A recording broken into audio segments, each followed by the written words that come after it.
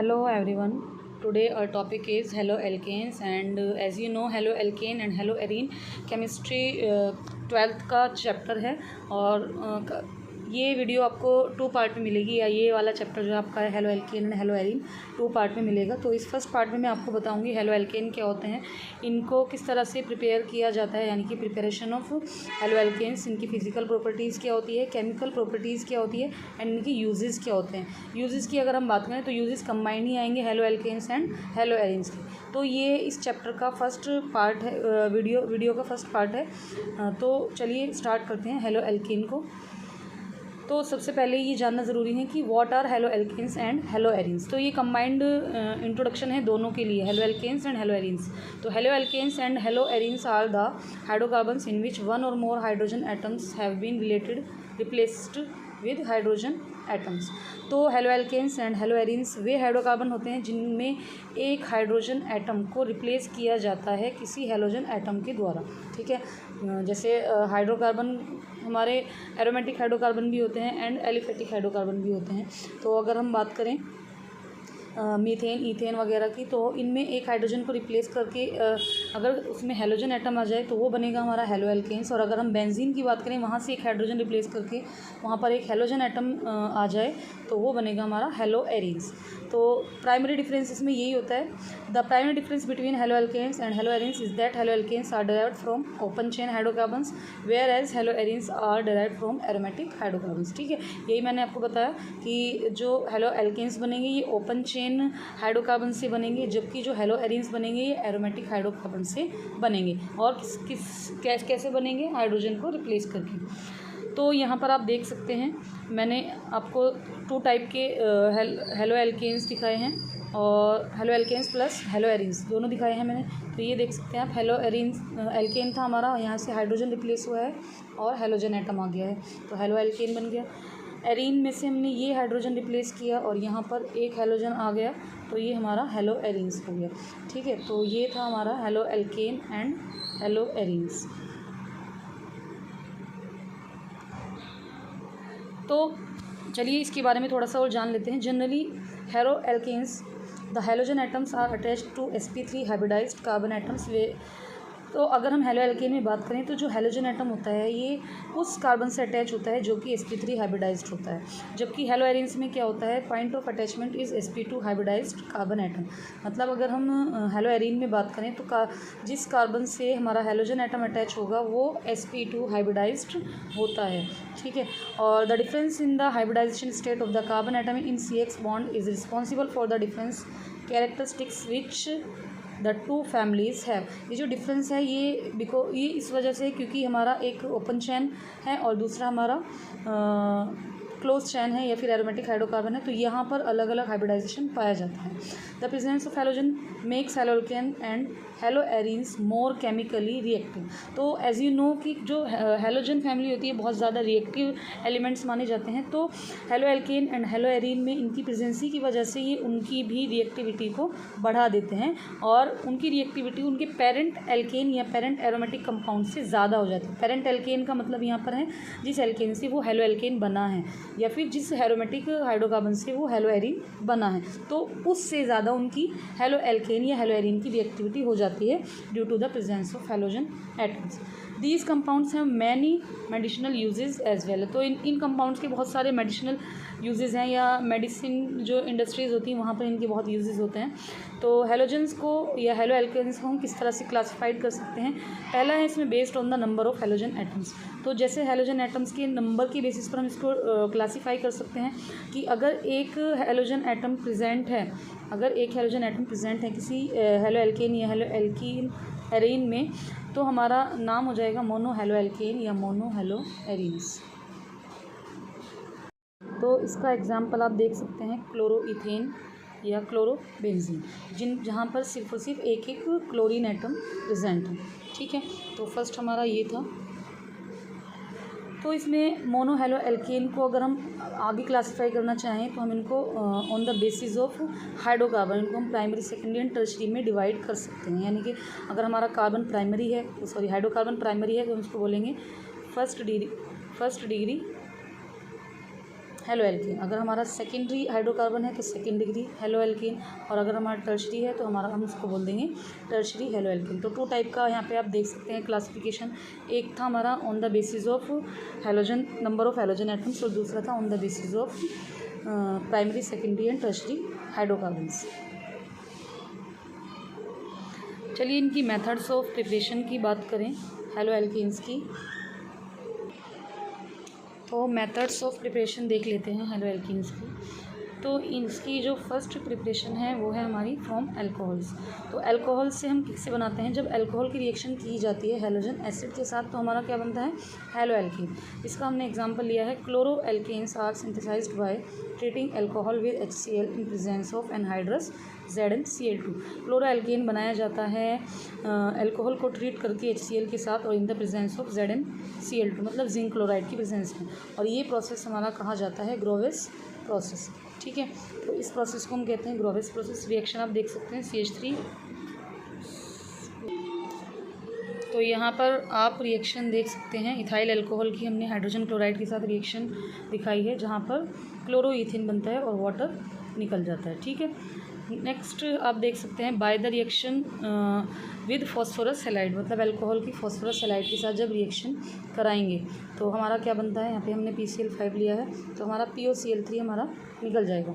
ठीक है, और PCl3 के साथ भी हम करा सकते हैं, ये भी फॉस्फोरस हैलाइड होता है, तो भी हमारा क्या बन जाएगा, क्लोरो ईथेन बन जाएगा प्लस H3PO3 हमारा निकल जाएगा।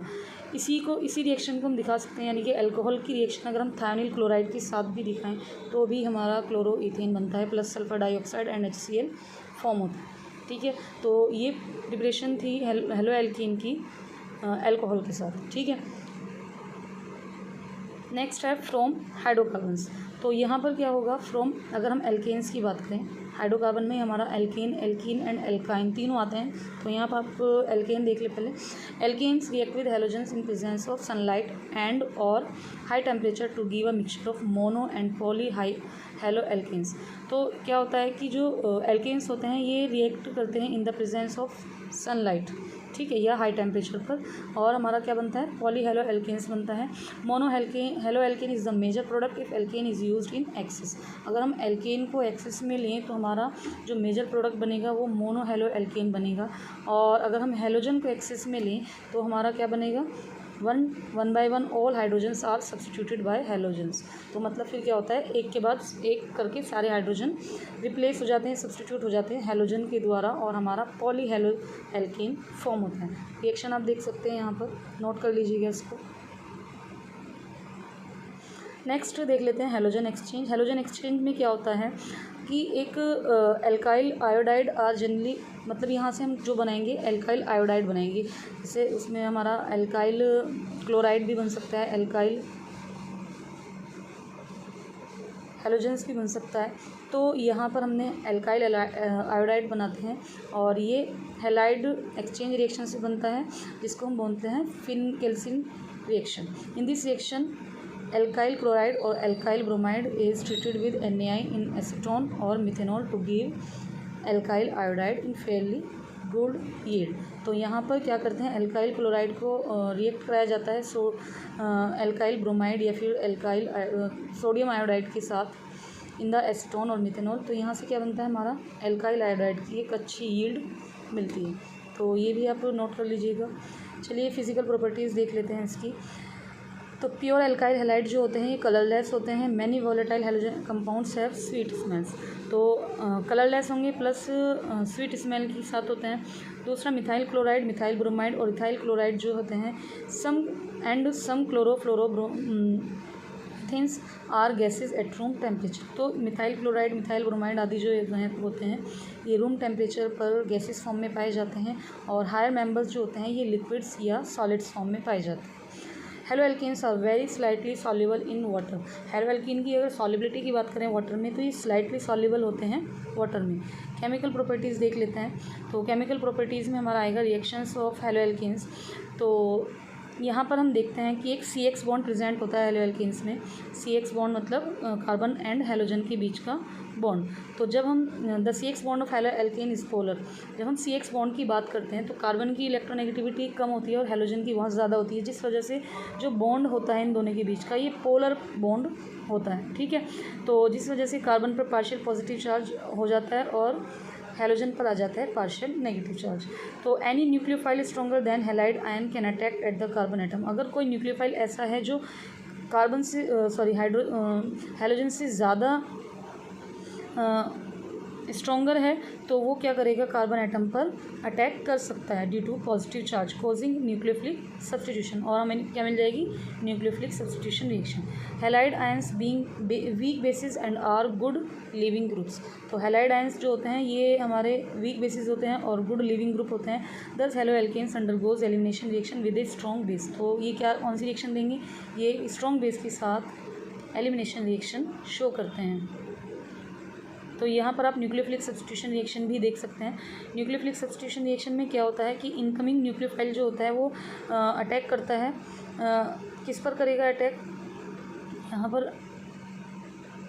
यहाँ पर अटैक करेगा और जो हमारा कार्बन एटम है, क्योंकि पार्शियली पॉजिटिव कार्बन एटम ही होता है और न्यूक्लियोफाइल पे क्या होता है, नेगेटिव चार्ज होता है, तो ये कार्बन पर अटैक करता है और एक कंपाउंड बना लेता है। इस रिएक्शन को ही हम बोलते हैं न्यूक्लियोफिलिक सब्स्टिट्यूशन। और यहाँ से X जो होता है ये leaving group, as a leaving group निकल जाता है। ठीक है, तो the nucleophilic substitution process mainly by two different mechanism. तो जो हमारी न्यूक्लियोफिलिक सब्स्टिट्यूशन रिएक्शन होती है ये टू मैकेनिज्म से प्रोसीड होती है। पहली आती है हमारी substitution nucleophilic bimolecular. Substitution nucleophilic bimolecular की अगर हम बात करें, यहाँ पर कैसे होता है इसकी मैकेनिज्म देख लेते हैं। SN2 is a single step bimolecular reaction. तो SN2 जो रिएक्शन होती है ये सिंगल स्टेप होती है, बायमॉलिक्यूलर रिएक्शन होती है, जहाँ पर which the incoming nucleophile attack the carbon atom of substrate. यहाँ पर क्या करता है, कार्बन एटम पर न्यूक्लियोफाइल अटैक करता है और ऑपोजिट साइड से अटैक करेगा। The reaction pass through a transition state in which both the incoming and outgoing nucleophiles are bonded to the same carbon atom. तो इस पोजिशन में क्या होता है, हमारी एक ट्रांजिशन स्टेट मिलती है जहाँ पर आप ये देख सकते हैं, जहाँ पर क्या होता है कि सेम कार्बन एटम से leaving group and attacking group हम अटैच दिखाते हैं, मतलब bond breaking and bond formation एक ही स्टेप में हम दिखाते हैं और हमारा एक प्रोडक्ट फॉर्म हो जाता है, अल्कोहल फॉर्म होता है। चलिए SN1 देख लेते हैं। SN1 में क्या होता है, SN1 is a two step unimolecular reaction. SN1 जो होती है टू स्टेप रिएक्शन होती है, यूनिमोलिकुलर रिएक्शन होती है। फर्स्ट स्टेप जो होता है स्लो स्टेप होते हैं जो कि आयनाइजेशन स्टेप भी हम बोलते हैं। यहाँ पर क्या होता है, हेलोजन एटम जो होता है ये आयनाइज हो जाता है हमारा alkane ion and halogen ion में। और सेकंड स्टेप में क्या होता है, न्यूक्लियोफाइल रिएक्ट करता है पॉजिटिव अटैक करता है पॉजिटिव आयन पर और हमारा अल्कोहल फॉर्म हो जाता है। ठीक है, तो ये आप तो देख सकते हैं, मैंने कंप्लीट रिएक्शन यहाँ पर दिखाई है, दोनों स्टेप मैंने यहाँ पर दिखाए हैं, फर्स्ट स्टेप भी है और सेकंड स्टेप भी है। तो आई होप आपने ये नोट कर लिया होगा। चलिए एलिमिनेशन रिएक्शन देख लेते हैं। तो haloalkanes having beta hydrogen atom when heated in presence of alcoholic KOH undergoes dehydrohalogenation forming alkene. तो जब हम एलिमिनेशन रिएक्शन की बात करते हैं तो हेलो एल्केन्स के पास एक बीटा हाइड्रोजन एटम होता है। तो जब ये अल्कोहलिक KOH की प्रेजेंस में हीट किया जाता है तो यहाँ से हमारा एल्कीन फॉर्म होता है और हाइड्रोजन हैलाइड निकल जाता है। ठीक है, ये एलिमिनेशन रिएक्शन होती है इसकी। नेक्स्ट देख लेते हैं reaction with metals. Reaction with metals में क्या होगा, haloalkanes react with metals in presence of dry ether forming organometallic compounds. अगर हेलो एल्केन ड्राई ईथर की प्रेजेंस में मेटल के साथ रिएक्शन करते हैं तो ऑर्गेनोमेटेलिक कंपाउंड्स बना लेते हैं। यहाँ पर आप देख सकते हैं CH3Cl Mg के साथ रिएक्शन करता है, CH3MgCl बना लेते हैं। When halo alkane is reacted with sodium in presence of dry ether, अगर हम मतलब मेटल में सोडियम ले मैग्नीशियम की जगह तो ये क्या करता है, सोडियम के साथ रिएक्शन करता है और सोडियम के 2 मॉलिक्यूल्स होते हैं और हमारा एक एल्केन बना लेगा। ठीक है, एल्केन बना लेगा और यहाँ पर क्या होगा, हमारी इस रिएक्शन का नाम होता है वुड्स रिएक्शन। ठीक है, क्या बोलते हैं इस रिएक्शन को, वुड्स रिएक्शन। बहुत इंपॉर्टेंट रिएक्शन है, आप इसको अलग से नोट कर लीजिएगा। नेक्स्ट हमारे हैं रिडक्शन ऑफ हेलो एल्केन्स। तो हेलो एल्केन्स रिड्यूस हो जाते हैं काफ़ी नंबर ऑफ रिड्यूसिंग एजेंट के द्वारा, जैसे कि इसमें जिंक एसिटिक एसिड है, जिंक HCl की प्रेजेंस में है, जिंक NaOH की प्रेजेंस में है, जिंक कॉपर है, और भी हैं, लिथियम एल्यूमिनियम हाइड्राइड है, सोडियम बोरोहाइड्राइड है। तो यहाँ पर ये रिड्यूस हो जाता है एल्केन में, यानी कि जो पेरेंट एल्केन से, जिस पेरेंट एल्केन से हेलो एल्केन बना था उसी एल्केन में ये क्या हो जाएगा, रिड्यूस हो जाता है। तो स्टूडेंट्स ये हेलो एल्केन की preparation, physical properties, chemical properties थी। तो चलिए इनके यूजेस देख लेते हैं हेलो एल्केन्स। और ये यूजेस जो हैं ये halo alkane and hello arene के कंबाइंड यूजेस हैं। तो जब आप इसके सेकंड पार्ट, इस टॉपिक का सेकंड पार्ट देखेंगे हेलो एरीन, तो आप इन यूजेस को वहाँ पर भी ऐड कर सकते हैं। ठीक है, तो फर्स्ट यूज़ क्या है इसका, these organic compounds have the ability to dissolve non polar molecules and are thus utilized as solvents. तो ये हमारे जो कंपाउंड्स होते हैं ये यूज़ किए जाते हैं एज ए सॉल्वेंट्स, क्योंकि ये नॉन पोलर मॉलिक्यूल्स को डिजॉल्व कर लेते हैं। नेक्स्ट है many alkyl and aryl halides products are used medicinally. ये मैंने पहले भी बताया था कि ये मेडिसिनली या पर्पज से बहुत ज़्यादा यूज़फुल कंपाउंड्स होते हैं। इनका फर्स्ट एग्जांपल अगर मैं देखूं तो ये होता है हमारा chloramphenicol which is use to treat people with typhoid, जो कि टाइफाइड में यूज़ किया जाता है। अनदर एग्जांपल अगर हम देखें तो ये होता है queen which is very effective in treating malaria, जो कि क्लोरोक्विन जो होता है ये मलेरिया के लिए यूज़ किया जाता है। तो स्टूडेंट्स ये हमारा टॉपिक कंप्लीट होता है और आई होप आपने इसको नोट कर लिया होगा, और अगर नोट नहीं किया है तो स्क्रीनशॉट लेकर आपने सेव कर लिए होंगे। तो मिलते हैं इसी चैप्टर के नेक्स्ट पार्ट में या इस हेलो एरीन्स में, जहाँ पर आप उसमें देखेंगे हेलो एरीन की प्रिपरेशन एंड उसकी केमिकल रिएक्शंस। तो वहाँ चलिए मिलते हैं नेक्स्ट वीडियो में, तब तक के लिए goodbye and take care.